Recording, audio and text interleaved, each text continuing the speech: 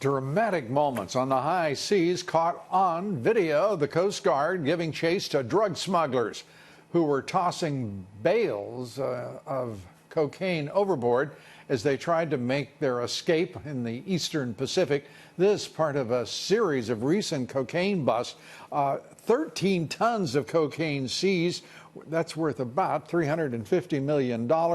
Look at that. And they're pitching it overboard and trying to do whatever they can, and the Coast Guard wins. A lovely sight indeed. A former Mexican police officer has been accused of trafficking enough fentanyl into the United States, enough to kill more than 10 million people. Federal prosecutors in Texas indicting 30-year-old Asmir Contreras Martinez today, possessing 33 kilograms of fentanyl in his car. Contreras Martinez in the country illegally, by the way. He was paid, authorities say, $6,000 to take all of that fentanyl into the United States, taking the drugs from California to Florida. That was the plan. Prosecutors haven't revealed where he got the drugs or to whom, of course, he was going to deliver them. Joining us tonight from the great state of Texas is the state's Lieutenant Governor, Dan Patrick. Governor, good to have you with us. Dan, it is always a pleasure to have you on the show. And Texas has got it moving. Indeed, you're at the nexus of so much, whether it's economic, whether it is societal, whether it is the border, illegal immigration, and unfortunately, our war on drugs. Yes.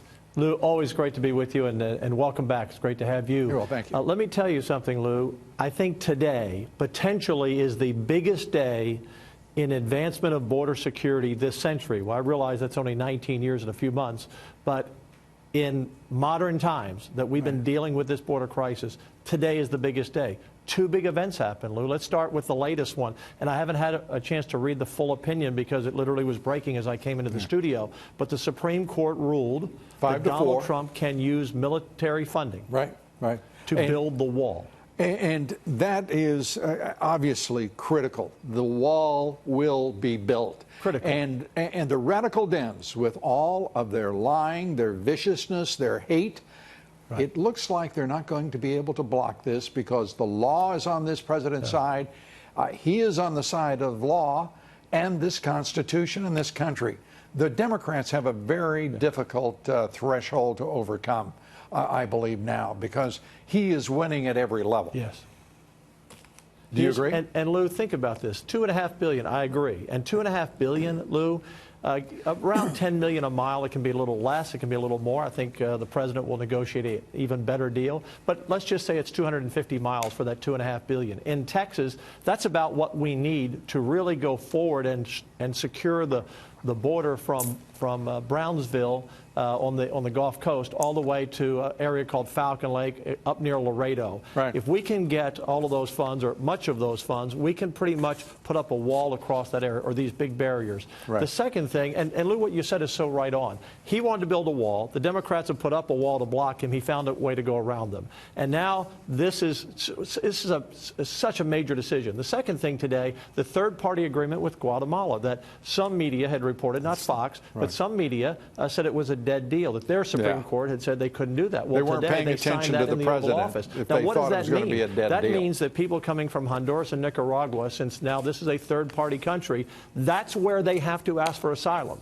They can't come to our country and ask for asylum. Now, some will try to get around it, obviously, but this will stop them in Guatemala. And Lou, that's where most of our people are coming from, including Guatemala, but from Central America. That's where most of the people are coming. So this now means we can send them. If they get here and they're from Honduras, Nicaragua, or anywhere south of Guatemala, we can send them right back to Guatemala.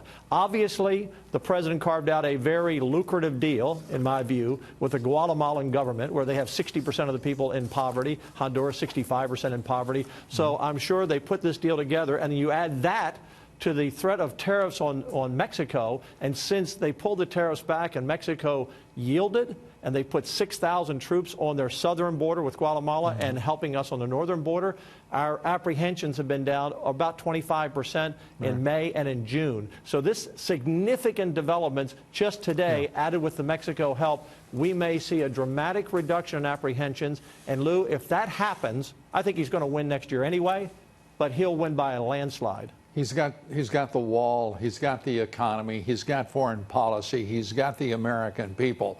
And people in this country understand right now what they're watching across the span, the horizon of left-wing fake news in this country is pure bull.